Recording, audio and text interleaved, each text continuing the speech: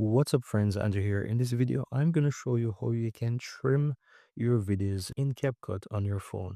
So once you add the video in CapCut on your phone, in order to trim a video, you want to go ahead and click on edit on the lower left hand side. You click on edit and now you can see on the video that you can trim it. So you just want to go ahead and click, for example, from the left side and just drag it inward.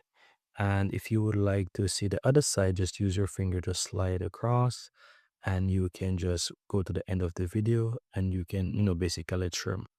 In case you want to split a section of the video, let's say you want to split until here, you can go ahead and just position it where you want and then click on the split button right there and it split the video for you. As you can see, it's two different split and you can continue to adjust, other parts of the video as you wish, as you can see there. So that's how you can easily go ahead and do it, guys. So that's it. Very easy and very simple.